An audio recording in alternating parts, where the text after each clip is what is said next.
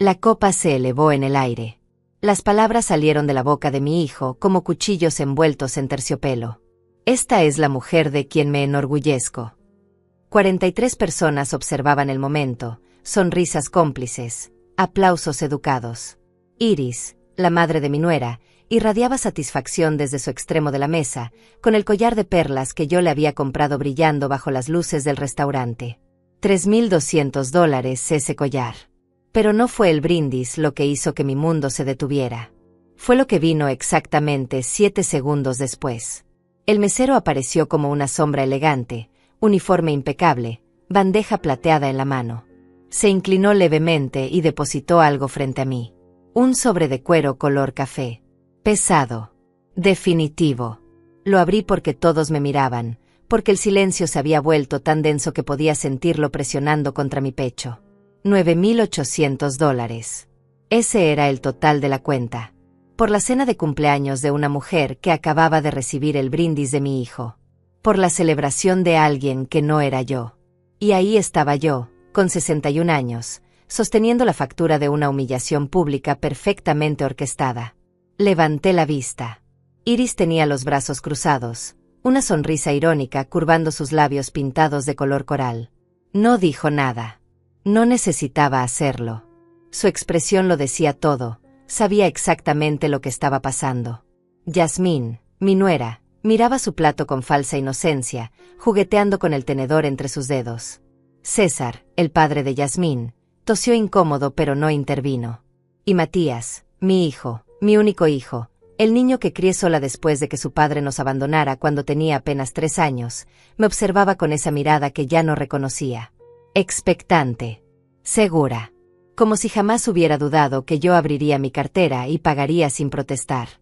Algo se rompió dentro de mí en ese momento. No fue dramático. No hubo explosión de furia ni lágrimas calientes rodando por mis mejillas. Fue más silencioso que eso. Más profundo. Fue como cuando una cuerda tensa finalmente cede después de soportar demasiado peso durante demasiado tiempo. El sonido que hace es casi imperceptible, pero las consecuencias son irreversibles. Sentí como mis manos, que habían temblado al abrir el sobre, de repente se volvían completamente firmes. Mis hombros se enderezaron. Mi respiración se hizo más lenta, más controlada. Y en medio de aquel salón lleno de testigos, rodeada de manteles color marfil y cubiertos que brillaban bajo las lámparas de cristal, tomé la decisión más importante de mi vida. Cerré el sobre con calma deliberada. El cuero crujió suavemente bajo mis dedos. Todos seguían mirándome. Podía escuchar el tintineo distante de copas en otras mesas, el murmullo suave de conversaciones ajenas a nuestro drama familiar. El restaurante era uno de esos lugares donde cada plato costaba más que el salario semanal de una persona común, donde los meseros se movían como fantasmas entre las mesas y donde la gente iba para ser vista, para demostrar estatus, para exhibir poder. Exactamente el tipo de lugar que Iris adoraba. Exactamente el tipo de lugar que yo había pagado docenas de veces en los últimos 6 años. Me puse de pie. El movimiento fue lento, controlado, casi ceremonial. La silla se deslizó hacia atrás sin hacer ruido sobre la alfombra color beige. Tomé el sobre entre mis manos, caminé los 4 pasos que me separaban de mi hijo y lo coloqué frente a él con un golpe seco que resonó en el silencio absoluto que se había apoderado de nuestra mesa. 43 pares de ojos clavados en nosotros. 43 personas conteniendo la respiración. Y yo, de pie junto a la silla de Matías, mirándolo directamente a los ojos por primera vez en meses sin suavizar mi expresión, sin sonreír para mantener la paz, sin tragarme las palabras que necesitaban ser dichas. Págala tú, fue todo lo que dije. 2 palabras. Simples. Definitivas. Sin alzar la voz. Sin dramatismo. Apenas un susurro que de alguna manera se escuchó más fuerte que cualquier grito. La cara de Matías pasó del shock a la confusión, luego a algo que parecía indignación. Abrió la boca para hablar, pero yo ya me había dado vuelta. Tomé mi bolso del respaldo de la silla, ese bolso color gris que había comprado en rebajas porque nunca me permití gastar en mí misma lo que gastaba en ellos. Mis piernas se movieron con una firmeza que no sabía que todavía poseía. Atravesé el salón completo mientras el silencio me seguía como una ola. Nadie habló. Nadie se movió. Escuché el raspido de una silla, probablemente Matías levantándose, pero no me detuve. No miré atrás. El mesero que había traído la cuenta me observaba desde su puesto junto al bar, los ojos muy abiertos, claramente sin saber cómo manejar la situación. Ernesto se llamaba, según la plaquita dorada en su uniforme. Me pregunté cuántas veces había presenciado escenas como esta, familias destruyéndose educadamente entre platos de langosta y botellas de vino que costaban $300. Las puertas de cristal del restaurante se abrieron ante mí y el aire frío de la noche me golpeó el rostro como una bofetada necesaria. Noviembre en la ciudad siempre traía ese viento cortante que se metía bajo la ropa y hacía que la gente caminara más rápido, encorvada, protegiéndose. Pero yo no me encorvé. Caminé erguida hacia mi auto, un sedán plateado de 7 años que funcionaba perfectamente, pero que Matías siempre me decía que debería cambiar por algo más nuevo, más apropiado para una mujer de mi posición. Mi posición. Como si mi valor se midiera por el modelo de mi vehículo o el tamaño de mi casa o la cantidad de dinero que estaba dispuesta a regalarles. Introduje la llave en el encendido y mis manos, que habían estado tan firmes dentro del restaurante, comenzaron a temblar. No de miedo, no de arrepentimiento, sino de algo que no había sentido en años. Poder. Control. La sensación embriagadora de haberme elegido a mí misma por primera vez en más de media década. El motor arrancó con su ronroneo familiar y mientras salía del estacionamiento, vi a través del espejo retrovisor como Matías salía corriendo del restaurante, agitando los brazos, gritando algo que no alcancé a escuchar porque ya había subido las ventanillas. Conduje por las calles iluminadas de la ciudad sin un destino claro. Los semáforos cambiaban de rojo a verde, la gente cruzaba las avenidas cargando bolsas de compras, parejas jóvenes caminaban tomadas de la mano frente a las vitrinas decoradas. Era una noche normal para todos ellos. Pero para mí era la noche en que finalmente había dicho basta. La noche en que una cuenta de $9,800 se había convertido en el precio de mi libertad. Porque eso era exactamente lo que acababa de comprar con aquella negativa. Libertad. Mi teléfono comenzó a vibrar dentro del bolso. 1 vez. 2 veces. 5 veces. No necesitaba mirarlo para saber quién llamaba. Matías. Probablemente furioso. Probablemente confundido. Probablemente esperando que yo diera vuelta, que regresara, que me disculpara, que sacara mi tarjeta de crédito y arreglara el problema como siempre había hecho. Como había hecho cuando necesitaron el enganche para su apartamento. Como había hecho cuando Yasmín quería redecorar la sala. Como había hecho cada vez que Iris mencionaba que le gustaría esto o aquello y mi hijo me miraba con esos ojos que decían: mamá, tú puedes ayudar, ¿verdad? Pero esta vez no iba a ayudar. Esta vez no iba a arreglar nada. Llegué a mi casa, esa casa de 3 habitaciones en un barrio tranquilo que había comprado sola, con mi propio esfuerzo, después de 30 años trabajando como administradora en un hospital. Aparqué en la entrada y me quedé sentada en el auto durante varios minutos, las manos todavía sobre el volante, mirando las ventanas oscuras de mi hogar. Adentro todo estaría exactamente como lo había dejado. Limpio. Ordenado. Silencioso. Vacío de las visitas de mi hijo que solo aparecía cuando necesitaba algo. Entré a la casa y encendí las luces. La sala se iluminó revelando los muebles que había elegido con cuidado, las fotografías en las paredes de Matías en diferentes etapas de su vida. Matías a los 5 años con su primer día de escuela. Matías a los 12 sosteniendo su diploma de la primaria. Matías a los 22 en su graduación universitaria, yo a su lado sonriendo orgullosa porque había logrado pagarlo todo, cada semestre, cada libro, cada matrícula, sin ayuda de nadie. Me pregunté cuándo exactamente había dejado de ser su madre para convertirme en su cajero automático.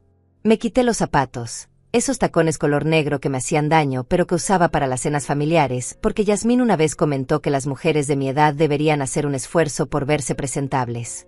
Presentable. Como si mi apariencia fuera lo único que me daba valor en sus ojos. Me serví un vaso de agua en la cocina y me senté en el sofá, todavía con el abrigo puesto, todavía procesando lo que acababa de pasar. El teléfono seguía vibrando. Matías había llamado 17 veces en los últimos 30 minutos. 17 intentos de devolverme a mi lugar. Pero algo extraño estaba sucediendo dentro de mí. Algo que no esperaba. Esperaba sentir culpa. Ese peso familiar en el pecho que siempre llegaba cuando decepcionaba a mi hijo.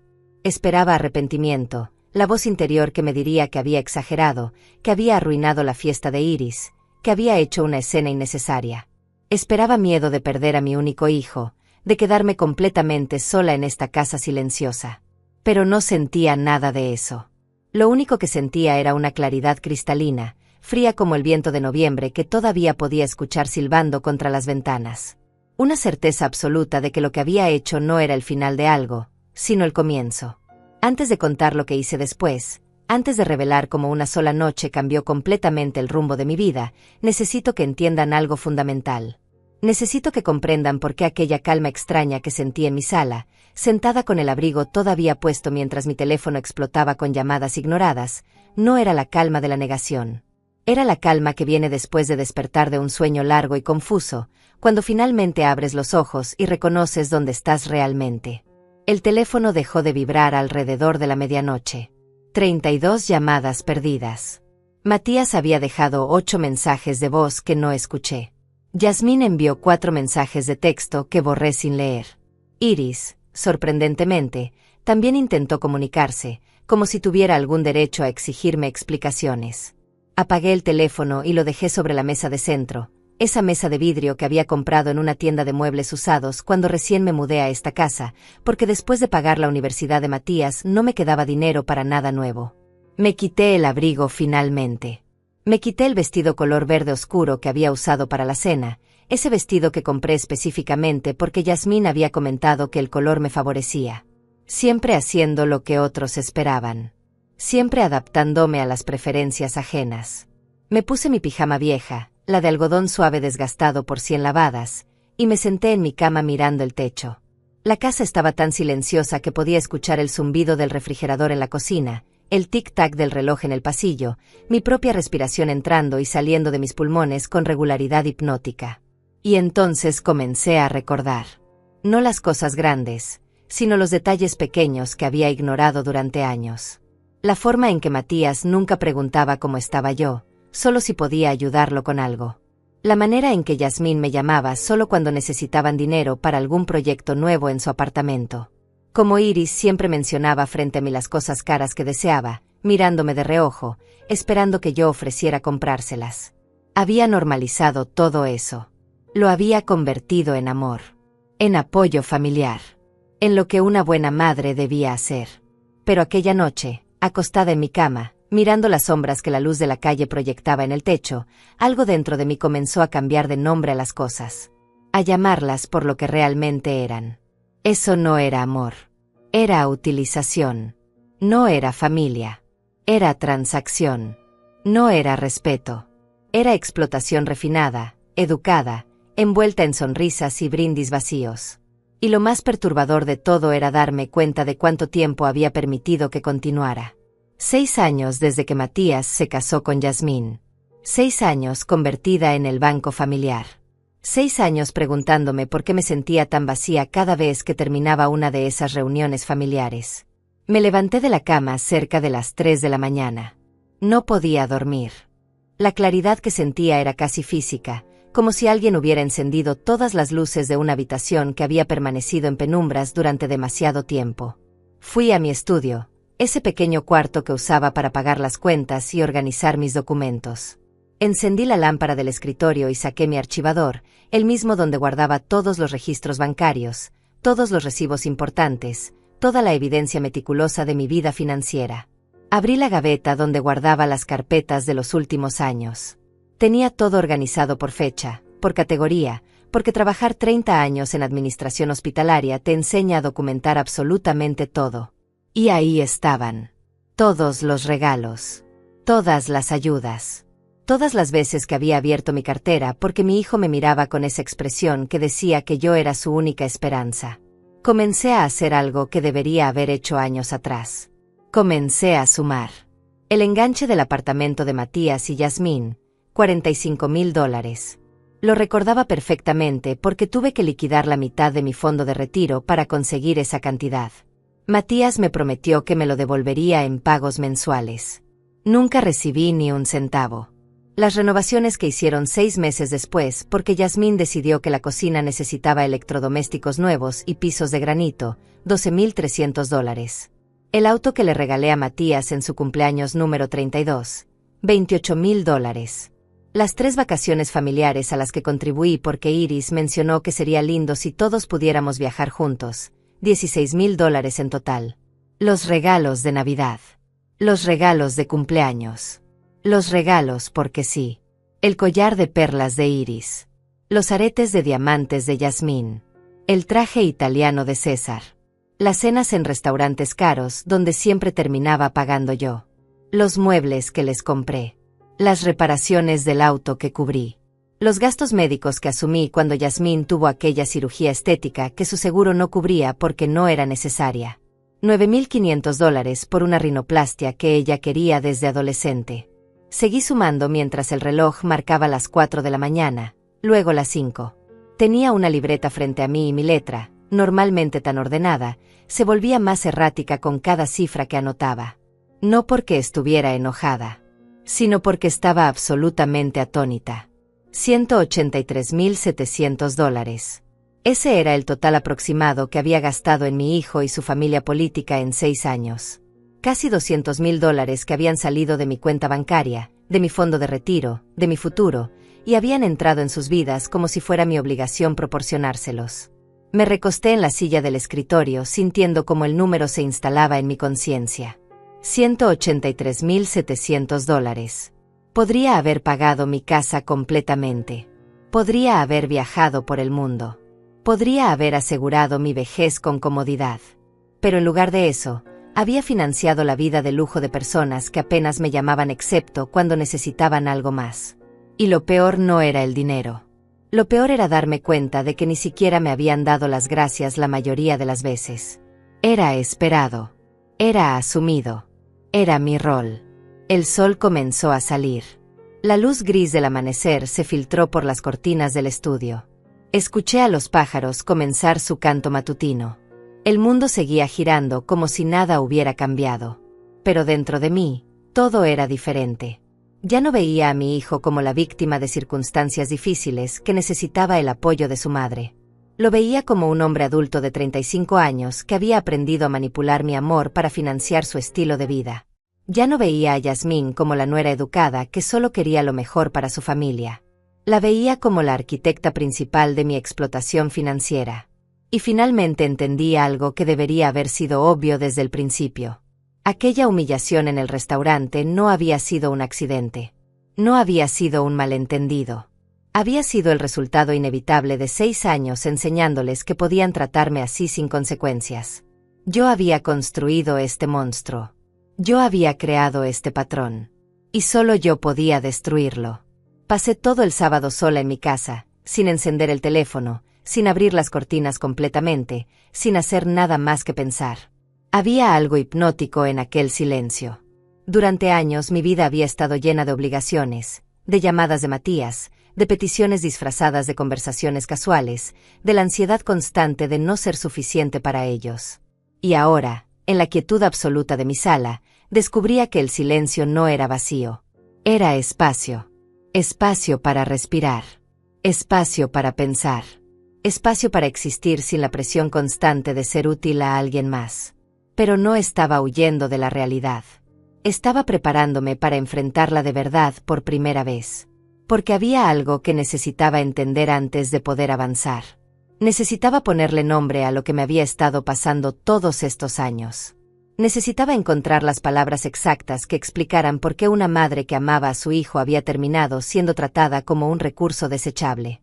Y esas palabras llegaron el domingo por la mañana cuando, buscando algo completamente diferente en Internet, encontré un artículo que parecía haber sido escrito específicamente para mí.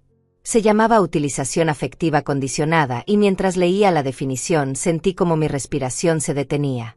Era un patrón de relación donde el afecto y la atención solo se manifestaban cuando la persona podía proporcionar algún beneficio material o práctico. No era amor. Era una transacción emocional donde el cariño se otorgaba únicamente como recompensa por la utilidad. Las llamadas llegaban cuando necesitaban dinero. Las visitas ocurrían cuando querían algo. Las palabras dulces aparecían justo antes de las peticiones. Y cuando ya no había nada que obtener, el afecto desaparecía hasta la próxima necesidad. Leí el artículo 3 veces seguidas. Cada párrafo describía mi vida con precisión quirúrgica. La forma en que Matías me llamaba la mejor madre del mundo justo antes de pedirme que pagara algo. La manera en que Yasmín de repente se volvía conversadora y amigable cuando planeaban una renovación nueva en su apartamento. Como Iris me incluía en sus planes solo cuando involucraban restaurantes caros o regalos costosos. El patrón estaba tan claro ahora que me sentí estúpida por no haberlo visto antes. Pero esa es la naturaleza insidiosa de este tipo de manipulación. Se disfraza tan bien de amor que la víctima se siente culpable por siquiera cuestionarlo. El artículo explicaba que las personas que caen en este patrón suelen tener ciertas características en común. Generosidad natural. Miedo al abandono. Deseo profundo de ser necesitadas. Dificultad para establecer límites. Tendencia a medir su valor por lo útiles que son a otros. Leí esa lista y me vi reflejada en cada punto.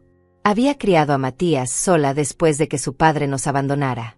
Había trabajado doble turno durante años para darle todo lo que necesitaba. Y en algún momento de ese proceso había aprendido que mi valor como madre se medía por cuánto podía sacrificar, cuánto podía dar, cuánto podía soportar sin quejarme. Matías había aprendido la lección perfectamente. Había aprendido que mamá siempre estaría ahí. Que mamá siempre diría que sí. Que mamá valoraba ser necesitada más que ser respetada. Y cuando se casó con Yasmín, ella vio la oportunidad y la explotó con la precisión de alguien que entiende exactamente cómo funcionan estas dinámicas. Iris simplemente se unió al festín. 3 personas alimentándose de mi necesidad de ser amada, de mi miedo a quedarme sola, de mi incapacidad para decir no sin sentirme como una mala madre. Pero algo había cambiado aquella noche en el restaurante. Cuando vi la cuenta de $9,800 y escuché el brindis de mi hijo dedicado a otra mujer, cuando sentí las miradas de 43 personas esperando que yo cumpliera mi papel de financiadora silenciosa, algo dentro de mí simplemente se rompió. Y ahora, leyendo sobre la utilización afectiva condicionada, entendía que lo que se había roto no era mi amor por Matías. Era mi disposición a confundir amor con servidumbre. Era mi creencia de que ser una buena madre significaba dejarme explotar. Era la cadena invisible que me había mantenido atada a un patrón destructivo durante 6 largos años. Cerré la computadora y me quedé sentada en el sofá mirando las fotografías en la pared. Matías de niño, sonriendo sin dientes frontales. Matías adolescente con su uniforme de fútbol. Matías graduándose de la universidad. En cada foto yo estaba ahí, al margen o cortada a la mitad, porque siempre había sido yo quien tomaba las fotos. Siempre en segundo plano. Siempre asegurándome de que él brillara. Y él había crecido creyendo que ese era el orden natural de las cosas. Que yo existía para hacer su vida más fácil. Que mi función era facilitar, financiar, desaparecer cuando ya no era útil. El domingo por la tarde encendí mi teléfono por primera vez en 2 días. La pantalla explotó con notificaciones. 67 llamadas perdidas. 42 mensajes de texto. 3 correos electrónicos. Todos de Matías, Yasmín o Iris. Ninguno preguntando si estaba bien. Ninguno disculpándose por la humillación pública. Todos exigiendo explicaciones, exigiendo que respondiera, exigiendo que volviera a mi lugar.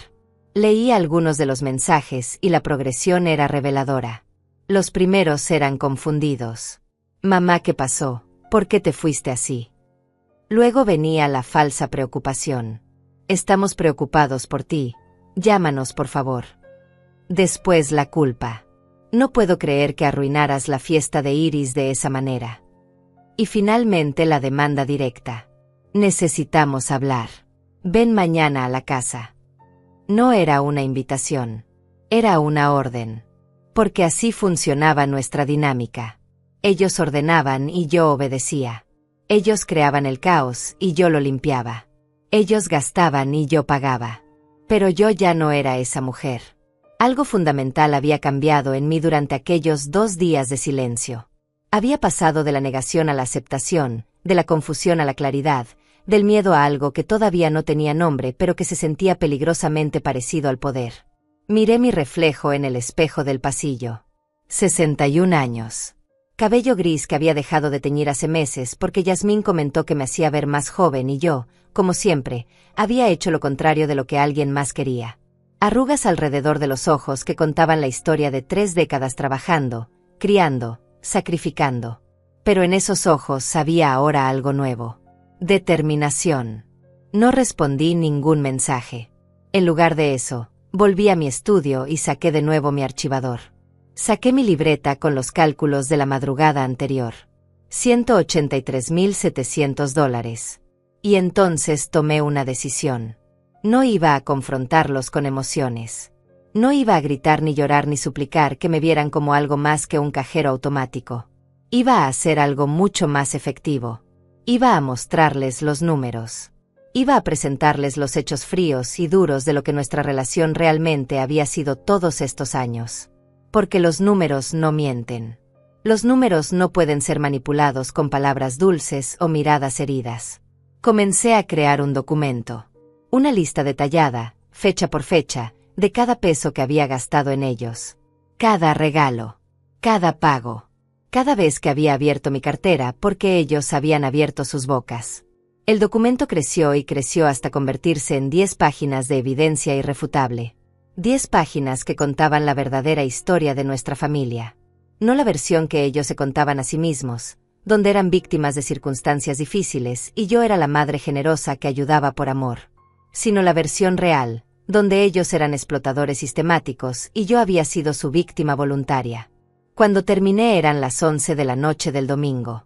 Imprimí el documento y lo guardé en una carpeta nueva. En la portada escribí con mi mejor letra, la verdad sobre nuestra familia. Y mientras cerraba la carpeta sentí algo que no había sentido en años. Sentí que finalmente estaba tomando control de mi propia narrativa. Finalmente estaba dejando de ser un personaje secundario en la historia de la vida de mi hijo. Finalmente estaba convirtiéndome en la protagonista de la mía. El lunes por la mañana desperté con una sensación extraña en el pecho. No era ansiedad exactamente, aunque había un elemento de nerviosismo. No era miedo, aunque sabía que lo que vendría sería difícil. Era más bien la sensación que debe tener un soldado justo antes de una batalla que ha estado preparando durante mucho tiempo. Sabía lo que tenía que hacer. Sabía que dolería. Pero también sabía que era absolutamente necesario. Me preparé un café y me senté en la cocina con mi carpeta de evidencias. La luz de la mañana entraba por la ventana iluminando las páginas que había impreso la noche anterior. 10 páginas de números, fechas, cantidades. 10 páginas que resumían 6 años de mi vida reducidos a transacciones financieras. Porque eso era lo que nuestra relación había sido en realidad. Una serie interminable de retiros de mi cuenta bancaria a cambio de migajas de afecto temporal. Mi teléfono sonó a las 9 de la mañana. Era Matías. Dejé que fuera al buzón de voz. Volvió a sonar 5 minutos después. Otra vez al buzón. A la tercera llamada decidí contestar, pero no porque lo exigiera, sino porque yo estaba lista. Había pasado todo el fin de semana preparándome mentalmente para este momento. Ya no era la mujer que había salido de aquel restaurante el viernes por la noche. Era alguien diferente. Alguien más fuerte. Mamá, finalmente. Su voz sonaba entre aliviada e irritada. Hemos estado tratando de comunicarnos contigo durante 3 días. ¿Qué demonios pasó el viernes? Nos dejaste con una cuenta de casi $10,000 y simplemente te fuiste. Tuve que pagar con mi tarjeta de crédito y ahora tengo un problema de flujo de efectivo que no necesitaba. Escuché sus palabras y algo dentro de mí se sintió casi divertido por la ironía. No preguntó cómo estaba yo. No se disculpó por la humillación pública. No cuestionó por qué había asumido que yo pagaría una fiesta que no era mía. Su única preocupación era su problema de flujo de efectivo. Como si yo fuera responsable de resolver los problemas financieros que él mismo había creado al organizar una cena carísima sin tener cómo pagarla. Necesitamos hablar, le dije con voz tranquila. Pero no por teléfono. Ven a mi casa esta tarde. Tú, Yasmín e Iris. Hubo una pausa al otro lado de la línea. Iris. ¿Por qué tendría que venir la madre de Yasmín? Porque esta conversación involucra a todos los que estuvieron en aquella mesa el viernes. A las 5 de la tarde. Si no vienen los 3, no habrá conversación. Colgué antes de que pudiera responder. Mis manos temblaban ligeramente, pero no de debilidad. Era adrenalina. Era anticipación. Era el poder de finalmente establecer los términos de un encuentro en lugar de simplemente aceptar lo que otros decidían por mí. Durante 6 años había estado disponible cuando ellos querían, donde ellos querían, como ellos querían. Esta vez sería diferente. Esta vez sería en mi territorio, en mi momento, bajo mis condiciones. Pasé el resto del día preparándome. No física, sino mentalmente. Repasé cada página de mi documento. Memoricé las cifras más importantes. Ensayé las palabras que necesitaba decir. Pero sobre todo, trabajé en mantener la calma. Porque sabía que ellos intentarían desestabilizarme. Intentarían hacerme sentir culpable. Intentarían convertirme nuevamente en la villana de una historia donde ellos eran las víctimas inocentes.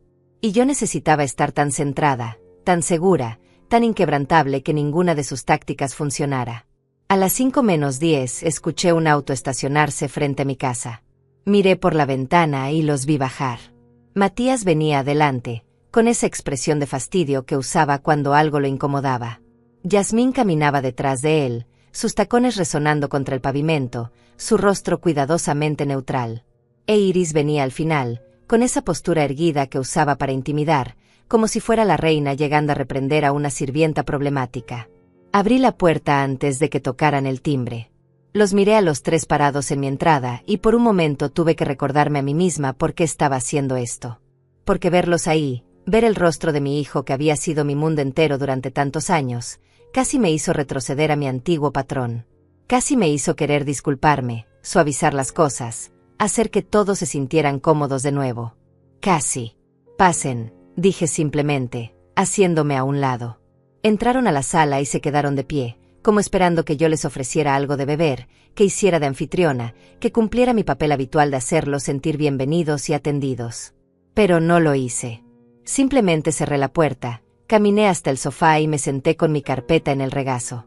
Ellos se quedaron parados unos segundos más antes de finalmente sentarse en los sillones frente a mí. La incomodidad en la habitación era casi tangible. Bueno, comenzó Matías con ese tono que usaba cuando quería tomar el control de una situación. Espero que esta reunión dramática tenga una buena razón. Cancelé 2 citas importantes para estar aquí. La tiene, respondí. Mi voz sonó más firme de lo que esperaba. Pero antes de que empiece a hablar, necesito establecer una regla. Voy a decir todo lo que tengo que decir sin interrupciones.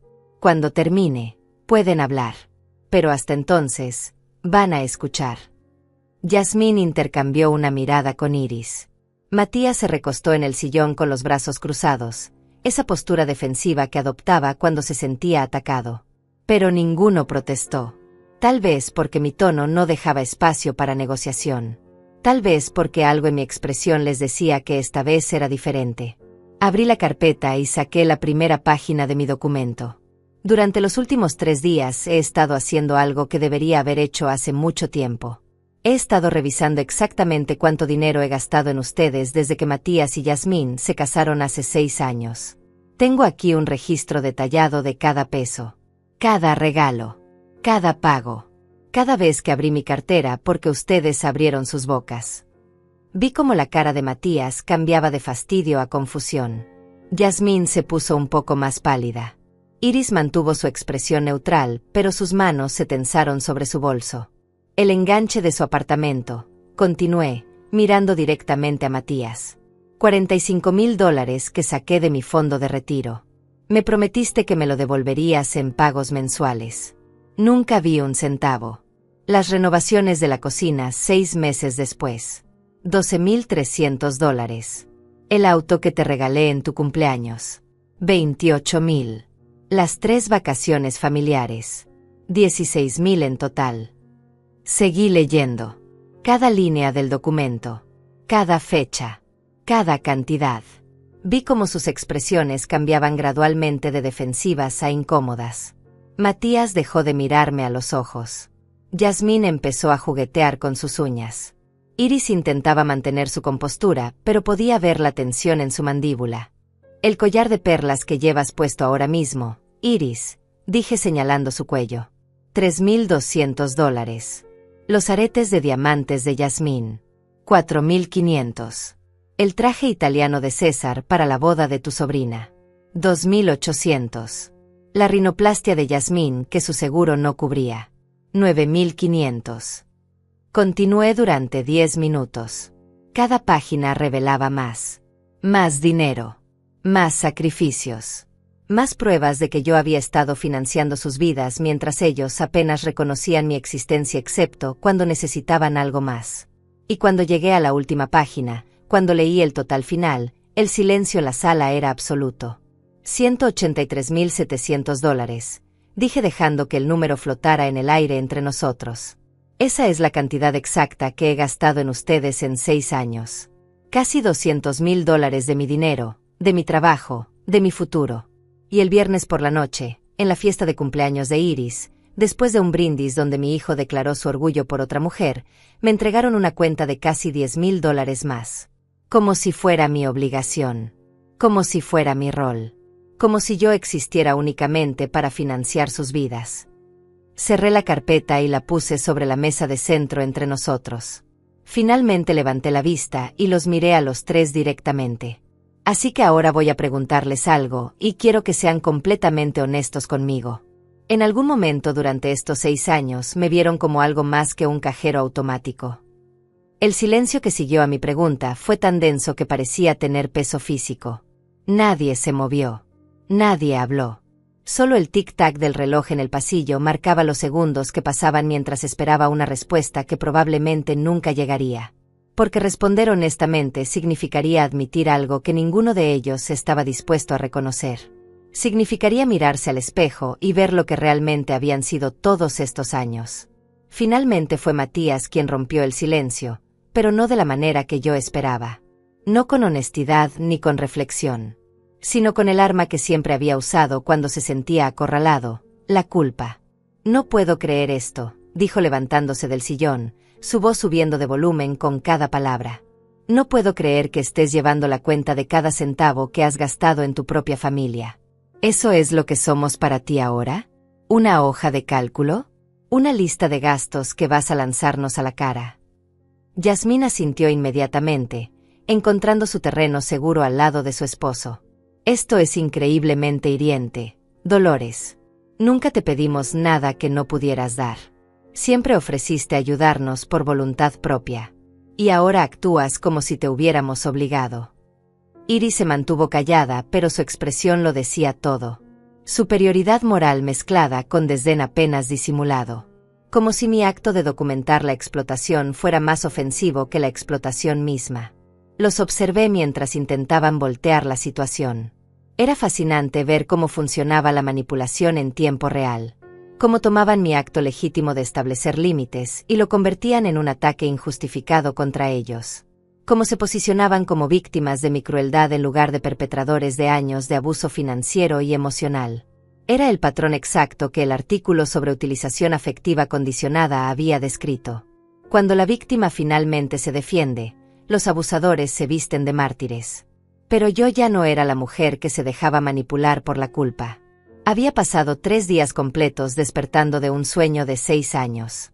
Había visto la verdad con tanta claridad que ninguna cantidad de gaslighting podría nublarla de nuevo. «Siéntate, Matías», dije con una calma que sorprendió incluso a mí misma. «Porque no he terminado». Algo en mi tono hizo que se detuviera. Tal vez fue la falta absoluta de emoción. Tal vez fue la certeza en mis palabras. Tal vez simplemente reconoció que esta vez no iba a funcionar. Se sentó lentamente, su mandíbula tensa, sus manos apretadas en puños sobre sus rodillas. «Tienes razón en algo», continué. «Yo ofrecí ayudarlos. Yo abrí mi cartera una y otra vez. Yo dije que sí cada vez que pedían. Pero ¿sabes por qué lo hice? No porque tuviera dinero sobrando. No porque fuera tan generosa. Lo hice porque tenía miedo. Miedo de que si decía no, dejarías de llamarme. Miedo de que si no era útil, no sería amada. Miedo de quedarme sola sin mi único hijo». Vi cómo Matías apartaba la mirada. Esa pequeña acción me dijo más que cualquier palabra. Él sabía. Siempre había sabido que yo operaba desde el miedo. Y lo había explotado sistemáticamente. «Y ustedes», dije mirando ahora a Yasmín e Iris, Vieron ese miedo y lo usaron. Cada vez que mencionaban algo que querían mientras yo estaba presente, sabían exactamente lo que estaban haciendo. Cada vez que organizaban eventos caros y asumían que yo pagaría, sabían lo que estaban haciendo. No eran peticiones inocentes. Eran manipulaciones calculadas. Eso no es justo, protestó Yasmín, sus ojos llenándose de lágrimas que parecían demasiado convenientes. Yo te aprecio, Dolores. Siempre lo he hecho. No todo es sobre dinero. No. La pregunta salió más afilada de lo que pretendía. Entonces dime, Yasmín, ¿cuántas veces me has llamado en los últimos 6 meses que no fuera para pedirme algo o invitarme a un evento donde terminaría pagando? ¿Cuántas veces has venido a visitarme solo para pasar tiempo conmigo? ¿Cuántas veces has preguntado cómo estoy, qué necesito, si hay algo que puedas hacer por mí? El silencio fue mi respuesta. Yasmín abrió la boca, pero no salió ninguna palabra. Porque no había respuesta. No había ninguna visita casual. No había ninguna llamada solo para conversar. No había ningún interés genuino en mi vida más allá de lo que podía proporcionarles. Exactamente, dije suavemente. Y esa es la diferencia entre familia y transacción. La familia se preocupa por ti incluso cuando no pueden obtener nada de ti. La familia te llama porque quiere escuchar tu voz, no porque necesita tu dinero. La familia celebra tu cumpleaños con el mismo entusiasmo que celebra el de la suegra. Matías se tensó en su asiento. Si esto es sobre el brindis del viernes. No es solo sobre el brindis, lo interrumpí. Es sobre el patrón completo. Es sobre 6 años de sentirme invisible en mi propia familia excepto cuando abrían mi cartera. Es sobre el hecho de que levantaste tu copa para honrar a la madre de tu esposa en su cumpleaños, lo cual está bien, pero cuando fue mi cumpleaños hace 3 meses, ni siquiera recordaste la fecha hasta que te llamé para preguntarte si vendrías a cenar. Vi cómo el color subía a su rostro. Ese pequeño detalle que había guardado en mi memoria, ese cumpleaños olvidado que había racionalizado como un simple descuido, ahora cobraba un significado completamente diferente a la luz de todo lo demás. Mamá, yo. Comenzó, pero lo detuve con un gesto de mi mano. Déjame terminar. Porque hay algo más que necesitan saber. Algo que descubrí ayer y que cambia completamente cómo veo lo que pasó el viernes. Saqué mi teléfono del bolsillo de mi pantalón. Durante el domingo, mientras revisaba viejos mensajes buscando fechas específicas para mi documento, había encontrado algo. Algo que había estado archivado en una carpeta antigua de conversaciones grupales. Un chat de WhatsApp del que aparentemente me habían removido hace meses, pero del que todavía tenía capturas de pantalla automáticas en mi respaldo de la nube. ¿Recuerda la semana antes de la fiesta de Iris? Pregunté abriendo la aplicación. Matías, me llamaste para decirme sobre la celebración. Me dijiste que sería algo íntimo, familiar. Me dijiste que solo serían unas 20 personas. Me dijiste que probablemente la cuenta se dividiría entre todos. Matías palideció ligeramente. Yasmín e Iris intercambiaron una mirada rápida que no pasó desapercibida. Pero resulta, continué mientras buscaba la captura de pantalla específica, que 3 días antes de la fiesta, en el chat familiar del que me sacaron en febrero, hubo una conversación muy interesante. Encontré la imagen y se las mostré. Era un intercambio entre Yasmín, Iris y Matías. Yasmín había escrito, ya confirmé el restaurante. $150 por persona, 43 invitados. Iris había respondido, perfecto. Dolores va a pagar como siempre, ¿verdad? Y Matías, mi hijo, había contestado, obvio. Ya le dije que sería algo íntimo. No sospecha nada. El silencio que siguió fue diferente al anterior. Este no era incómodo. Era devastador. Porque esas palabras, capturadas en una pantalla, eran la prueba irrefutable de que la humillación del viernes no había sido un malentendido. Había sido planeada, premeditada, ejecutada con precisión quirúrgica. No sospecha nada, repetí las palabras de Matías en voz alta. Eso fue lo que escribiste sobre tu propia madre. Como si fuera una idiota que ustedes podían manipular a su antojo. Matías estaba completamente pálido ahora. Mamá, eso fue sacado de contexto. Contexto. Mi voz subió por primera vez en toda la conversación. ¿Qué contexto hace que esté bien planear una humillación pública de tu madre? ¿Qué contexto hace que esté bien burlarse de mí en chats privados mientras me sonríen en persona? ¿Qué contexto justifica 6 años de mentiras y manipulación? Yasmín intentó intervenir. Dolores, por favor, estás malinterpretando. No, la corté con firmeza. No estoy malinterpretando nada. Por primera vez en 6 años estoy viendo todo exactamente como es. Y lo que veo es que ustedes 3 construyeron una relación conmigo basada únicamente en mi utilidad financiera. No en amor. No en respeto. No en familia. Sino en cuánto podían extraer de mi cuenta bancaria antes de que finalmente me diera cuenta. Me puse de pie, la carpeta todavía en mi mano, el teléfono con la evidencia en la otra. Los miré a los 3 y por primera vez en años me sentí más alta que ellos, más fuerte, más clara sobre quién era y qué merecía. Y ahora que me di cuenta, dije con una calma que contrastaba con la tormenta que sabía que estaba por desatar, todo va a cambiar. Yasmín fue la primera en intentar recuperar el control de la situación. Se puso de pie bruscamente, sus tacones resonando contra el piso de madera, las lágrimas que había estado cultivando ahora corriendo libremente por sus mejillas cuidadosamente maquilladas. No puedo escuchar más esto, dijo con voz temblorosa. Vine aquí pensando que tendríamos una conversación madura sobre lo que pasó el viernes, no para ser atacada con acusaciones ridículas. Matías, vámonos. Pero Matías no se movió. Estaba mirando la captura de pantalla en mi teléfono como si fuera una serpiente venenosa. Sabía que no había manera de explicarla. No había manera de recontextualizarla. Sus propias palabras lo condenaban completamente. Siéntate, Yasmín, dije sin alzar la voz. Porque si te vas ahora, si cualquiera de ustedes sale por esa puerta antes de que termine, habrá consecuencias que ninguno de ustedes quiere enfrentar. Algo en mi tono hizo que se detuviera. Iris finalmente habló por primera vez desde que habían llegado, su voz cargada de desdén apenas contenido. ¿Consecuencias? ¿Qué vas a hacer, Dolores? ¿Dejarnos de hablar? ¿Castigarnos como si fuéramos niños pequeños? Eres la madre de Matías. Esa relación no viene con condiciones. La miré directamente a los ojos, esta mujer que había aceptado mis regalos con sonrisas falsas mientras planeaba cómo extraer más. Esta mujer que había usado a su hija como puente para llegar a mi cartera. Esta mujer que nunca me había considerado nada más que un recurso conveniente. Tienes razón en algo, dije con tranquilidad helada. Ser madre no viene con condiciones. Pero ser cajero automático sí. Y eso es exactamente lo que he sido para ustedes. No una madre. No familia. Sino un medio conveniente para financiar el estilo de vida que no pueden pagar ustedes mismos. Caminé hasta el escritorio en la esquina de la sala y saqué un sobre grande que había preparado esa mañana. Dentro había 3 documentos que había pasado horas redactando con la ayuda de búsquedas en internet y plantillas legales. No eran documentos oficiales todavía, pero servirían para dejar absolutamente claro lo que estaba por hacer. Consecuencias, repetí mientras volvía a mi lugar.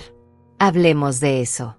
Matías, tú estás listado como único beneficiario en mi testamento. En este momento, cuando yo muera, heredarás mi casa, mis ahorros, mi plan de pensión, todo lo que he construido en 61 años de trabajo. Eso suma aproximadamente $320,000. Vi cómo sus ojos se ampliaban ligeramente. Nunca habíamos hablado de números específicos respecto a mi patrimonio. Él sabía que tenía algo, pero probablemente había asumido que ya lo había gastado todo en ellos. La cantidad claramente lo sorprendió. Este documento, dije sacando el primero del sobre, es un borrador de mi nuevo testamento. En él, te he removido como beneficiario. Todo lo que tengo será donado a organizaciones benéficas que trabajan con madres solteras y personas mayores explotadas financieramente. Firmaré la versión oficial con mi abogado mañana por la mañana. El silencio era absoluto. Matías me miraba como si le hubiera abofeteado. Yasmín había dejado de llorar, su rostro ahora pálido y tenso. Iris mantenía su compostura, pero podía ver cómo sus nudillos se habían puesto blancos sobre su bolso. Este segundo documento, continué sacando la siguiente hoja, es una carta dirigida a mi banco instruyéndolos a cerrar la cuenta conjunta que abrí contigo hace 4 años, Matías. Esa cuenta donde depositaba dinero regularmente para tus emergencias. Hay actualmente $18,000 ahí. Serán transferidos a mi cuenta personal mañana. Mamá, espera. Comenzó Matías, pero levanté mi mano. Y este tercer documento, saqué la última hoja, es una declaración formal estableciendo que a partir de hoy, no proporcionaré ningún tipo de ayuda financiera a ninguno de ustedes. Ni préstamos. Ni regalos. Ni pagos de cuentas. Ni emergencias. Nada. Ustedes son adultos funcionales con empleos y recursos propios. Es hora de que empiecen a vivir dentro de sus propios medios. Yasmín encontró su voz, aunque sonaba estridente y desesperada. Esto es absurdo. No puedes simplemente cortar a tu propia familia por un malentendido. Un malentendido. La palabra salió como un látigo. Yasmín, acabo de mostrarles evidencia escrita de que planearon deliberadamente humillarme en público. Acabo de presentarles un registro detallado de $183,000 que gasté en ustedes mientras me trataban como un recurso desechable. ¿Qué parte de eso es un malentendido?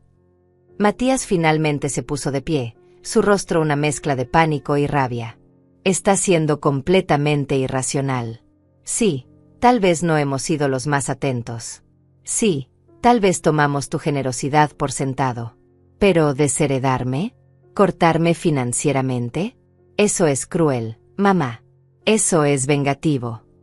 No, respondí con una calma que me sorprendió a mí misma. Eso es autopreservación.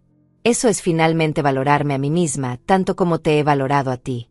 Eso es reconocer que he estado sangrándome financiera y emocionalmente para mantener una relación que solo existe cuando ustedes necesitan algo.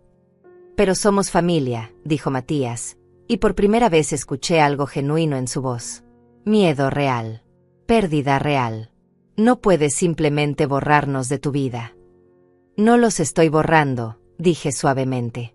Les estoy ofreciendo una oportunidad de tener una relación real conmigo. Una relación basada en afecto mutuo, en respeto, en querer pasar tiempo juntos porque nos importamos el uno al otro. No porque yo tenga dinero que ustedes quieren. Iris soltó una risa áspera. Qué noble de tu parte. Pero seamos honestas, Dolores. Sin tu dinero, ¿qué razón tendríamos para mantener contacto? No tienes nada más que ofrecer. El silencio que siguió a sus palabras fue ensordecedor. Matías y Yasmín se voltearon a mirarla con horror, finalmente entendiendo que había dicho en voz alta lo que todos habían estado pensando, pero ninguno se atrevía a admitir. Iris se dio cuenta de su error demasiado tarde, su rostro enrojeciendo mientras intentaba retractarse. No quise decir eso exactamente. Si lo hiciste, la interrumpí. Y extrañamente, no me dolió. De hecho, sentí algo parecido a la gratitud. Porque finalmente alguien había dicho la verdad en voz alta. Finalmente la farsa había terminado. Y te agradezco por tu honestidad. Porque confirma exactamente lo que necesitaba saber. Me volteé hacia Matías, quien miraba a Iris con algo parecido a la traición en sus ojos. Pero yo sabía la verdad. Él pensaba lo mismo. Simplemente había sido lo suficientemente inteligente como para nunca decirlo en voz alta. Matías, dije con voz firme, voy a darte una opción. Una sola oportunidad de salvar algo de nuestra relación. Pero viene con condiciones muy claras. Él me miró, esperanzado y temeroso al mismo tiempo. Si quieres que yo siga siendo parte de tu vida, si quieres que considere no firmar estos documentos mañana, entonces esto es lo que necesito. Primero, quiero que me devuelvas los $45,000 del enganche de tu apartamento. No todo de una vez. Puedes hacerlo en pagos mensuales de $500 durante los próximos años. Pero quiero un acuerdo firmado, con fechas específicas y consecuencias si no cumples. Vi cómo tragaba saliva con dificultad. Segundo, quiero que durante los próximos 6 meses, me visites una vez por semana. No para pedirme nada. No para eventos donde termine pagando. Sino para pasar tiempo conmigo. Para tomar café. Para conversar. Para demostrarme que hay algo más en nuestra relación que transacciones financieras. Mamá, yo. No he terminado. Tercero, quiero una disculpa. Una real. No excusas. No justificaciones. Una admisión honesta de que me han tratado mal, de que me han usado, de que la humillación del viernes fue deliberada y cruel. Y esa disculpa necesita venir de los tres. Aquí. Ahora. Los tres se miraron entre sí. Podía ver el cálculo en sus ojos. Pesando si valía la pena humillarse para mantener acceso a mi dinero. Midiendo cuánto les costaría versus cuánto podían ganar. Y en ese momento, viéndolos evaluar mi valor como si fuera una inversión financiera, supe exactamente qué decisión tomarían. ¿Y si no aceptamos esas condiciones?, preguntó Yasmín, su voz dura ahora, sin rastro de las lágrimas anteriores. Sonreí. No con alegría, sino con la tristeza de finalmente aceptar una verdad dolorosa. Entonces firmaré los documentos mañana. Me mudaré a un apartamento más pequeño y más barato. Venderé esta casa y usaré el dinero para viajar, para vivir, para finalmente hacer todas las cosas que pospuse porque estaba demasiado ocupada financiando sus sueños. Y ustedes seguirán con sus vidas sin acceso a mi cuenta bancaria. Es así de simple. Matías fue el primero en hablar después de un minuto completo de silencio tenso. Su voz sonaba diferente ahora, más calculadora, como si estuviera evaluando cuidadosamente cada palabra antes de pronunciarla. Mamá, creo que estás teniendo algún tipo de crisis. Tal vez deberías hablar con alguien, un profesional. Este comportamiento no es normal. Las familias no funcionan con contratos y condiciones. No puedes simplemente. No, lo corté con firmeza absoluta. No vas a voltear esto para hacerme parecer la que está loca. No vas a patologizar el hecho de que finalmente establecí límites. Esa es otra táctica de manipulación y ya no funciona conmigo. Yasmín se levantó bruscamente, tomando su bolso. ¿Sabes qué? Esto es ridículo. No voy a quedarme aquí siendo insultada. Iris, vámonos. Iris se puso de pie también, su rostro una máscara de indignación ofendida. Pero antes de que pudieran dar 2 pasos hacia la puerta, hablé con una voz que las detuvo en seco. Si salen por esa puerta ahora, si eligen el orgullo sobre la honestidad, quiero que sepan exactamente lo que están eligiendo. Están eligiendo demostrar que tenía razón, que nunca fui familia para ustedes, que solo era dinero. Y están eligiendo perder no solo mi apoyo financiero, sino cualquier posibilidad de tener una relación real conmigo en el futuro. Yasmín se dio vuelta, sus ojos brillando con furia apenas contenida. ¿Relación real? ¿Como la que estás mostrando ahora mismo? ¿Chantajeándonos emocionalmente con amenazas financieras? Tú creaste esta dinámica, Dolores. Tú nos acostumbraste a tu generosidad. Y ahora nos culpas por aceptarla. Sus palabras tenían la intención de herirme, de hacerme dudar, de regresarme a mi antiguo patrón de culpa y sumisión. Y tal vez hace una semana hubieran funcionado. Pero ahora solo confirmaban lo que ya sabía. Ella nunca admitiría su parte. Nunca aceptaría responsabilidad. Porque en su mente, yo era la culpable por haber sido lo suficientemente tonta como para dejarme usar. Tienes razón en algo, dije tranquilamente. Yo contribuí a esta dinámica. Yo permití que continuara porque tenía miedo de perderte a ti y a Matías. Pero aquí está la diferencia entre nosotras, Yasmín. Yo puedo admitir mi error. Yo puedo reconocer que fallé en establecer límites saludables. ¿Puedes tú admitir que aprovechaste deliberadamente mi debilidad? ¿Puedes reconocer que orquestaste situaciones específicamente diseñadas para extraer dinero de mí? El silencio fue mi respuesta. Yasmín me miró con odio puro, sin disfrazar, y en ese momento vi finalmente quién era realmente. No la nuera educada que había fingido ser durante 6 años, sino alguien que veía a las personas como recursos, como medios para un fin, como cosas que usar y descartar cuando ya no eran útiles. Vámonos, le dijo a Iris, su voz helada. Pero antes de que pudieran moverse, Matías habló. Esperen. Su voz sonaba cansada, derrotada. Seguía sentado en el sillón, mirando sus manos. Solo esperen un momento. Yasmín se volteó hacia él con incredulidad. ¿Matías? ¿No estarás considerando seriamente? Cállate, Yasmín, dijo sin mirarla. Solo cállate por 1 minuto. El shock en su rostro hubiera sido cómico en otras circunstancias. Claramente no estaba acostumbrada a que su esposo la contradijera.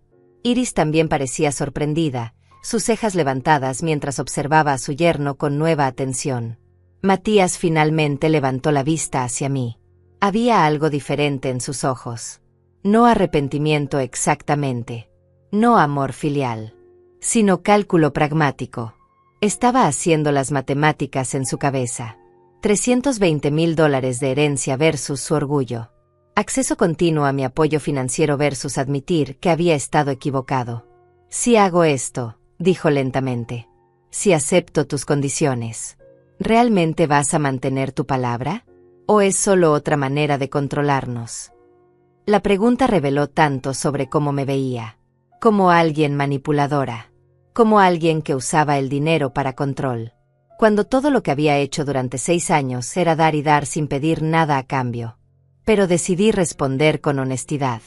Si cumples las condiciones, si haces los pagos mensuales, si vienes a visitarme genuinamente, si me das una disculpa real y trabajamos en reconstruir una relación basada en respeto mutuo, entonces sí, consideraré no firmar los documentos. Pero Matías, necesitas entender algo. Esto no es control. Es autorrespeto. Es finalmente exigir el mínimo que cualquier persona merece de su familia. Él asintió lentamente, sus ojos aún en el piso. Podía ver la batalla interna jugándose en su rostro. Orgullo versus pragmatismo. Indignación versus necesidad financiera. Y en ese momento comprendí algo fundamental sobre mi hijo. No iba a cambiar porque repentinamente se diera cuenta de que me amaba. No iba a transformarse en el hijo atento y cariñoso que siempre había deseado. Si aceptaba mis condiciones, sería puramente transaccional. Una inversión calculada en mantener acceso a mi dinero. Y sorprendentemente, eso estaba bien. Porque yo también había cambiado. Ya no necesitaba su amor incondicional. Ya no necesitaba sentirme importante en su vida. Lo único que necesitaba era respeto básico y límites claros. Si podía obtener eso, aunque fuera por razones equivocadas, era suficiente para mantener algún tipo de relación. Está bien, dijo finalmente. Acepto tus condiciones. Yasmín soltó un sonido de incredulidad. ¿Qué? Matías, no puedes estar hablando en serio. ¿Vas a dejar que te humille así? $500 mensuales. Continuó ignorándola completamente. Puedo hacer eso. Y vendré a visitarte una vez por semana. Sábados por la tarde te funciona.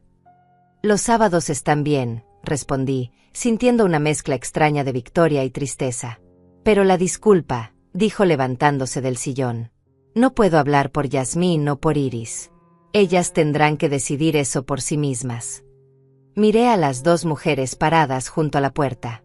Yasmín tenía los brazos cruzados, su rostro una máscara de furia contenida. Iris mantenía su compostura superior, pero podía ver la tensión en su mandíbula. No voy a disculparme por nada, dijo Yasmín con voz firme. No hice nada malo. Si Matías quiere arrastrarse y suplicar, es su decisión. Pero yo tengo dignidad. Iris asintió en acuerdo. Esto es absurdo. Una farsa completa. Si mi hija quiere mantener relación contigo, Dolores, tendrá que ser sin mi bendición. Las miré a ambas y sentí algo liberador. Claridad absoluta. Estas mujeres nunca iban a cambiar. Nunca iban a reconocer su papel en la explotación. Nunca iban a verme como algo más que un medio para un fin. Y estaba completamente bien con eso. Porque ya no necesitaba su aprobación o su afecto. Entonces esto es lo que va a pasar, dije con calma final. Matías, comenzarás los pagos el 1 del próximo mes. Tendremos nuestras visitas de sábado, y durante ese tiempo reconstruiremos lo que podamos de nuestra relación. Pero Yasmín e Iris, ustedes ya no son bienvenidas en mi casa. No recibirán nada más de mí. Ni dinero, ni regalos, ni siquiera mi presencia en eventos familiares donde ustedes estén. Perfecto, dijo Yasmín con veneno en su voz. No necesito nada de ti de todas formas. Pero ambas sabíamos que era mentira. Ambas sabíamos exactamente cuánto habían dependido de mi generosidad. Y ambas sabíamos que su estilo de vida estaba por cambiar dramáticamente. Las 2 mujeres salieron de mi casa sin mirar atrás. Matías se quedó un momento más, mirándome con una expresión que no pude descifrar completamente. Nos vemos el sábado, dijo simplemente. Nos vemos el sábado, respondí. Y entonces él también se fue, dejándome sola en mi sala con mis documentos, mis carpetas de evidencia y una sensación de paz que no había sentido en años. La puerta se cerró detrás de Matías y me quedé parada en medio de mi sala, rodeada del silencio más profundo que había experimentado en años. No era el silencio vacío de la soledad. Era el silencio lleno de posibilidad, de espacio recién creado, de una vida que finalmente podía volver a ser mía. Mis piernas temblaban ligeramente, la adrenalina de la confrontación todavía recorriendo mi cuerpo. Me senté en el sofá y por primera vez en 6 años, lloré. Pero no eran lágrimas de tristeza o arrepentimiento. Eran lágrimas de alivio tan profundo que dolía físicamente. Había hecho lo imposible. Había establecido límites con mi propio hijo. Había cortado las cadenas invisibles que me habían mantenido atada a una dinámica destructiva. Había elegido mi dignidad sobre mi miedo al abandono. Y aunque no sabía si Matías realmente cambiaría, aunque no sabía si nuestras visitas de sábado serían genuinas o simplemente otra transacción, había recuperado algo fundamental, mi poder de decisión. Los días siguientes fueron extrañamente tranquilos. Mi teléfono no sonó ni una sola vez. No hubo llamadas de Matías. No hubo mensajes suplicantes de Yasmín. No hubo intentos de Iris de manipularme de regreso a mi antiguo rol. Era como si hubieran desaparecido de mi vida tan completamente como yo había desaparecido de la suya excepto cuando necesitaban dinero. La ironía no se me escapaba. El miércoles fui a ver a mi abogada, una mujer llamada Leti que había manejado la compra de mi casa años atrás. Le mostré los documentos que había preparado y le expliqué la situación con la eficiencia clínica de alguien describiendo un problema de negocios en lugar de una tragedia familiar. Ella escuchó sin juzgar. Tomó notas meticulosas y no hizo ninguna de las preguntas incómodas que temía. No me preguntó si estaba segura. No me sugirió que lo reconsiderara. Simplemente dijo que tendría los documentos oficiales listos para firmar en una semana. Veo esto más seguido de lo que pensarías, comentó mientras organizaba los papeles. Familias que confunden amor con obligación financiera. Hijos adultos que nunca aprendieron a valorar a sus padres más allá de lo que pueden proporcionarles materialmente. Estás haciendo lo correcto al protegerte. Sus palabras me dieron una validación que no sabía que necesitaba. Porque parte de mí todavía cuestionaba si estaba siendo demasiado dura, demasiado extrema, demasiado cruel con mi único hijo. Pero escuchar a alguien externo, alguien profesional y objetivo, decir que estaba haciendo lo correcto, ayudó a silenciar esas dudas persistentes. El viernes por la mañana hice algo que había estado posponiendo durante 3 años. Llamé a una agencia de bienes raíces y puse mi casa en el mercado. Era una casa hermosa, 3 habitaciones, jardín amplio, en un vecindario tranquilo. La había comprado imaginando que Matías traería a sus hijos a visitarme, que tendríamos comidas familiares en el comedor, que las habitaciones extras se llenarían de risas infantiles. Pero esos nietos nunca llegaron. Matías y Yasmín habían decidido hace años que no querían hijos porque interferirían con su estilo de vida. Y las habitaciones extras se habían convertido en espacios vacíos que limpiaba semanalmente sin razón alguna. El agente, un hombre joven llamado Salvador, evaluó la propiedad y me dio una cifra que me sorprendió gratamente. El mercado estaba favorable y mi casa, bien mantenida y en buena ubicación, podría venderse por $240,000, tal vez más. Con ese dinero podría comprar un apartamento pequeño de un dormitorio por aproximadamente $120,000, y me quedarían más de $100,000 para finalmente hacer las cosas que siempre había soñado pero nunca me permití. ¿Tiene algún plan para después de vender?, preguntó Salvador mientras tomaba fotografías. Viajar, respondí, y la palabra se sintió extraña en mi boca. Quiero ir a España. Siempre he querido ver Madrid, Barcelona, los pueblos pequeños en el campo. Mi abuela era española y solía contarme historias sobre su vida allá antes de emigrar. Nunca tuve la oportunidad de ir. ¿Y por qué no lo hizo?, preguntó con genuina curiosidad. La respuesta era simple y complicada al mismo tiempo. Nunca fui porque siempre había algo más importante. La universidad de Matías. Su boda. El enganche de su apartamento. Las renovaciones. Los regalos. Las emergencias que nunca eran realmente emergencias, sino simplemente deseos disfrazados de necesidades. Había pospuesto mis propios sueños durante décadas para financiar los sueños de otras personas. Porque nunca me di permiso, dije finalmente. Pero eso está cambiando. Esa noche saqué mi computadora y comencé a planear. Busqué vuelos a Madrid. Investigué hoteles pequeños y pintorescos. Leí sobre rutas turísticas, museos, restaurantes locales.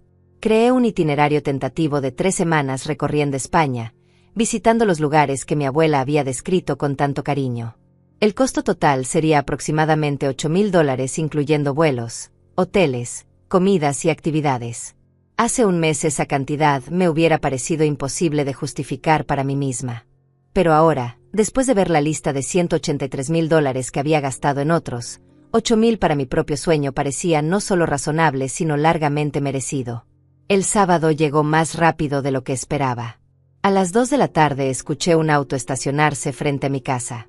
Miré por la ventana y vi a Matías bajarse, solo, sin Yasmín. Había mantenido su palabra al menos en eso. Respiré profundo, preparándome para nuestra primera visita bajo estas nuevas condiciones, sin saber qué esperar. Abrí la puerta antes de que tocara. Se veía incómodo, con las manos en los bolsillos, evitando mi mirada directa. No llevaba ningún regalo, ninguna ofrenda de paz, lo cual de alguna manera apreciaba. Significaba que tal vez entendía que esto no se trataba de gestos superficiales.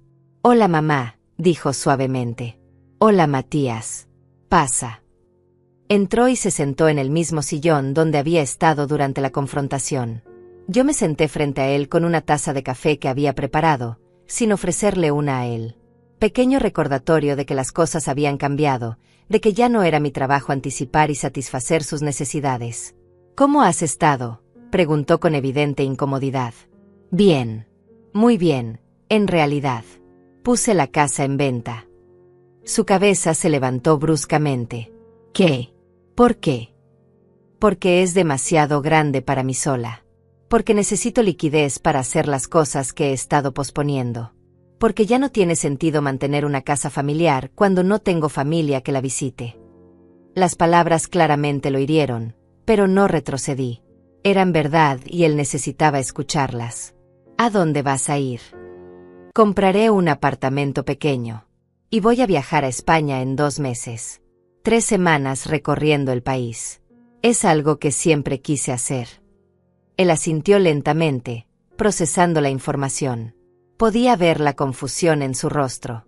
Su madre, quien siempre había estado disponible, predecible, estacionaria, de repente estaba haciendo planes que no lo incluían. Estaba tomando decisiones importantes sin consultarlo. Estaba viviendo para sí misma. «Yasmín está furiosa», dijo después de un largo silencio. «No me sorprende. Dice que eres manipuladora, que estás jugando a la víctima para controlarnos. ¿Y tú qué piensas?» La pregunta lo tomó desprevenido. Se quedó callado por un momento, sus ojos finalmente encontrando los míos. «Creo», dijo lentamente, «que tal vez no me di cuenta de cuánto te estábamos usando. O tal vez sí me di cuenta y simplemente no me importó porque era conveniente. No sé cuál es peor». Era la cosa más honesta que me había dicho en años. No era una disculpa completa, pero era un inicio. Un reconocimiento, aunque limitado, de que las cosas no habían estado bien. «Lo segundo es peor», dije suavemente. «Porque significa que conscientemente elegiste lastimarme por conveniencia. Pero el hecho de que puedas admitirlo ahora significa que tal vez, solo tal vez, podemos construir algo real de las ruinas». Pasamos las siguientes 2 horas hablando de verdad por primera vez en años. No sobre dinero, no sobre lo que necesitaba o quería, sino sobre su trabajo, mis planes, las cosas pequeñas de la vida diaria que las familias normales comparten. No fue perfecto. Hubo silencios incómodos y momentos tensos. Pero fue genuino de una manera que nuestras interacciones nunca habían sido antes. Cuando se fue prometió regresar el próximo sábado. Y mientras veía su auto alejarse, me di cuenta de que por primera vez no me importaba si cumplía su promesa o no. Había recuperado algo más valioso que su presencia. Había recuperado mi libertad.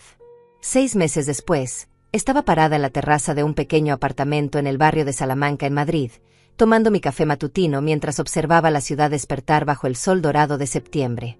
El aire olía a pan recién horneado de la panadería de abajo y podía escuchar el murmullo distante de conversaciones en español mezclándose con el sonido de los autos pasando por las calles adoquinadas.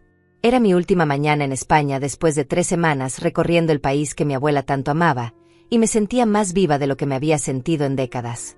Había visitado la Sagrada Familia en Barcelona y lloré frente a su belleza imposible.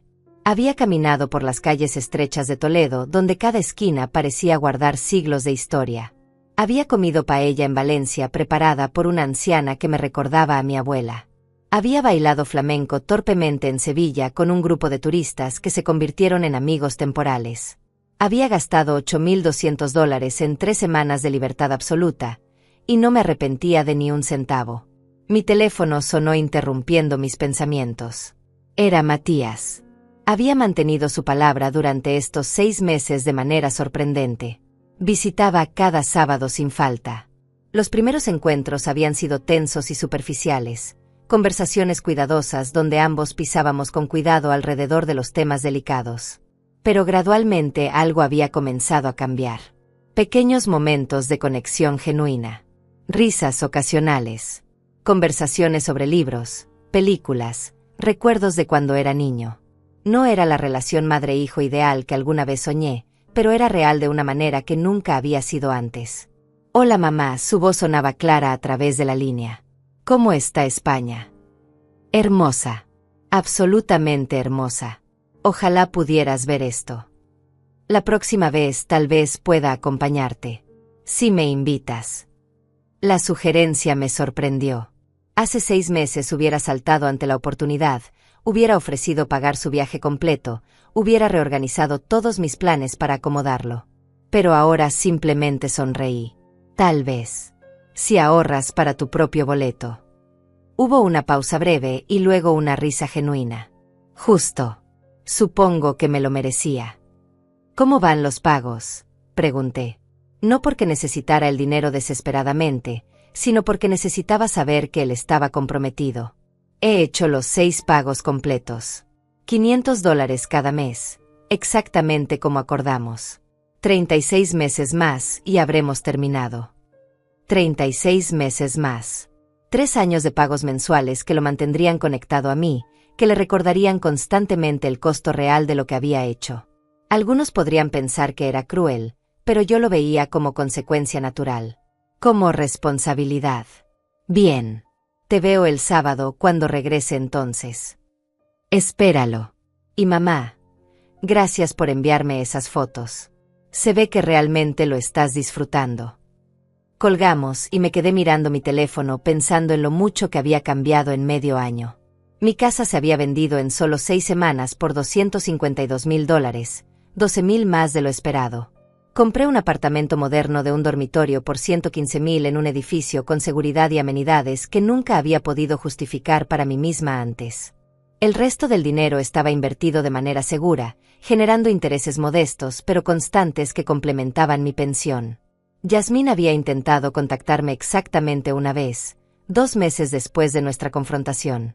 Un mensaje de texto corto: necesitamos hablar sobre tu comportamiento irracional. Lo borré sin responder. No había nada que discutir. Ella había tomado su decisión aquella noche en mi sala, cuando eligió su orgullo sobre cualquier posibilidad de relación genuina. Iris tampoco había intentado comunicarse, lo cual era predecible. Nunca había querido nada de mí excepto mi dinero, y sin acceso a eso, yo simplemente dejaba de existir para ella. Lo más interesante había sido observar cómo su estilo de vida comenzó a cambiar sin mi apoyo financiero. A través de las menciones ocasionales de Matías durante nuestras visitas, me enteré de que habían tenido que vender el auto de lujo de Yasmín y reemplazarlo con algo más modesto. Que habían cancelado su membresía al club de golf exclusivo. Que Iris había tenido que posponer la cirugía estética que quería porque ya no tenía a nadie que se la financiara. No sentí satisfacción maliciosa al escuchar estas cosas. Solo una confirmación tranquila de que había estado sosteniendo un castillo de naipes financiero que inevitablemente se derrumbaría sin mí. Matías también había tenido que hacer ajustes. Sin acceso a mi cuenta bancaria de emergencia, sin la posibilidad de llamarme cuando se quedaba corto de dinero, había tenido que aprender a presupuestar adecuadamente. Había comenzado a llevar su almuerzo al trabajo en lugar de comer fuera todos los días. Había comenzado a considerar cuidadosamente sus compras en lugar de simplemente cargarlas a su tarjeta de crédito, sabiendo que mamá estaría ahí si las cosas se ponían difíciles. En otras palabras, había comenzado a actuar como el adulto de 35 años que era. Regresé a casa 2 días después, bronceada y renovada de una manera que iba mucho más allá de lo físico. El apartamento nuevo se sentía perfecto. Compacto pero acogedor. Fácil de mantener. Mío de una manera que la casa grande nunca había sido porque siempre la había visto como un espacio familiar que estaba esperando llenarse de gente que nunca llegó. El primer sábado después de mi regreso, Matías apareció puntualmente a las 2. Trajo café de mi cafetería favorita, un gesto pequeño que apreciaba porque significaba que había prestado atención, que se había molestado en recordar algo que me gustaba. El apartamento se ve bien, comentó mirando alrededor. Mucho más manejable que la casa. Se siente como mío, respondí simplemente. Nos sentamos en mi nuevo sofá, más pequeño pero más cómodo que el anterior, y le mostré cientos de fotos de España en mi teléfono. Él escuchaba con atención genuina, haciendo preguntas sobre los lugares, los restaurantes, las personas que conocí. Y en algún momento durante esa tarde, me di cuenta de que lo que habíamos construido en estos 6 meses, aunque imperfecto, era más valioso que los 6 años anteriores combinados. Porque ahora cuando estábamos juntos, era porque elegíamos estarlo. No porque él necesitara algo. No porque yo tuviera miedo de quedarme sola. Sino porque habíamos comenzado, lenta y dolorosamente, a reconstruir una relación basada en respeto mutuo en lugar de transacciones financieras. Hay algo que necesito decirte, dijo Matías después de un largo silencio cómodo. Algo que debería haber dicho hace meses. Lo miré, esperando. Lamento haberte tratado como lo hice. Lamento haber confundido tu amor con una obligación de financiarme. Lamento la humillación en el restaurante. Lamento todos los años que te hice sentir invisible excepto cuando te necesitaba para algo. Hizo una pausa, sus ojos finalmente encontrando los míos. Y lamento que te haya tomado perder acceso a tu dinero para que yo comenzara a verte realmente como mi madre y no como mi banco personal. No era la disculpa perfecta. Todavía había un elemento transaccional en su cambio de comportamiento. Pero era honesta de una manera brutal que respetaba. Y más importante, venía acompañada de acciones consistentes durante 6 meses que demostraban que al menos estaba intentando cambiar. Gracias por decir eso, respondí suavemente. Y te perdono. Pero Matías, necesitas entender que las cosas nunca volverán a ser como eran antes. No porque esté castigándote, sino porque aprendí a valorarme a mí misma de una manera que nunca había hecho. Asintió con comprensión. Lo sé. Y honestamente, creo que esto es mejor. Para ambos. Pasamos el resto de la tarde conversando sobre mis planes futuros. Le conté sobre la clase de pintura que quería tomar. Sobre el grupo de lectura al que me había unido.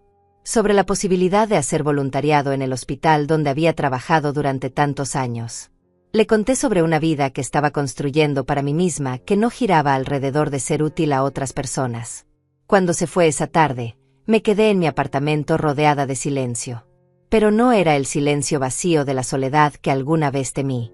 Era el silencio lleno de paz que viene cuando finalmente te das cuenta de que no necesitas a nadie más para sentirte completa. Era el silencio de una mujer de 61 años que había pasado décadas viviendo para otros y finalmente había aprendido a vivir para sí misma. Mi teléfono sonó una última vez esa noche. Un mensaje de texto de Matías. Gracias por no rendirte conmigo completamente. Te veo el próximo sábado. Sonreí y puse el teléfono en silencio. Mañana volvería a sonar el mundo con sus demandas y expectativas. Pero esta noche, en mi apartamento perfecto con mis recuerdos de España todavía frescos y mi futuro finalmente mío otra vez, dejé que el silencio me envolviera como un abrazo. Porque había aprendido la lección más importante de todas. El silencio no es abandono. A veces, el silencio es simplemente paz. Y la paz, descubrí, vale mucho más que $9,800. Vale todo.